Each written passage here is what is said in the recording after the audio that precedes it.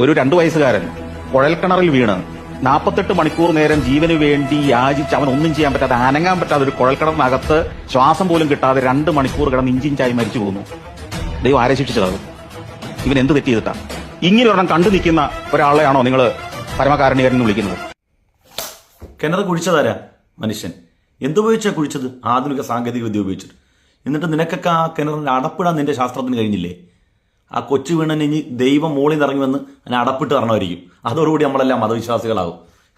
വല്ലാത്ത സാധനം. നിങ്ങൾ ഇന്ന് തേണ്ടിത്തരം കാണിക്കുന്ന ഒരുത്തനെ ഇവിടെ ശിക്ഷിക്ക് കാണിച്ചതാ. ഈ തോന്നിയാസം കാണിക്കുന്നവനെ ദൈവം ഇവിടെ വെച്ച് ശിക്ഷിച്ച് കാണിച്ചു കൊടുക്കട്ടെ മനുഷ്യനെ. അപ്പൊ അവിടെ നിൽക്കില്ലേ ആ തോന്നിയാസങ്ങൾ? അതിനേക്കാളും നല്ലതല്ലേ സന്തോഷ് സാറേ, ഈ മനുഷ്യരെല്ലാം ദൈവം പാപരഹിതരായിട്ട് സൃഷ്ടിച്ചിരുന്നെങ്കിൽ അവർ അധർമ്മം ചെയ്യത്തില്ലല്ലോ.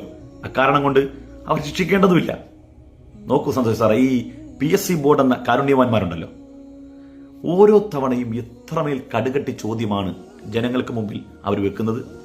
പരീക്ഷ തന്നെ ഒരു പരീക്ഷണമാണ്. എന്തിനാണ് ഈ 2, 2, 4, 4, 4, 8 എന്ന വളരെ സിമ്പിളായിട്ടുള്ള ചോദ്യങ്ങൾ അവർക്ക് പരീക്ഷ കൊടുത്താൽ പോരെ? എന്തിനാണ് സമഗ്രമായ നിയന്ത്രണത്തിലൂടെ ഇത്രയും കഷ്ടപ്പെട്ട് ഈ പരീക്ഷ വെക്കുന്നത്? എല്ലാവരും ജയിക്കണമെന്നുള്ളതല്ല പരമമായ ലക്ഷ്യം. പഠിച്ച് അധ്വാനിച്ച് കഷ്ടപ്പെട്ട് ഉറക്കമൊഴിച്ച് പഠിച്ചവൻ മാത്രം ജയിച്ചാൽ മതി എന്നുള്ളതാണ് PSC ബോർഡിന്റെ പരമമായ ലക്ഷ്യം. ദൈവം ഈ ഭൂമിയിൽ മനുഷ്യർക്ക് തന്നിരിക്കുന്ന ടാസ്ക് എന്നുള്ളത് നന്മയും തിന്മയും വ്യക്തമായി നമുക്ക് വേർതിരിച്ചു തന്നിട്ടുണ്ട്. ഇതിൽ ഹ്രസ്വമായ കാലത്തെ ജീവിതം നമ്മൾ ആഗ്രഹിച്ചിട്ടല്ലോ നമ്മൾ ഈ ഭൂമിയിലേക്ക് വന്നത്. 1992 ജനിച്ച ഞാൻ, എനിക്ക് ജനിക്കണം എന്ന ആഗ്രഹത്തോടു കൂടിയാണോ ഞാൻ ഈ ഭൂമിയിലേക്ക് വന്നത്?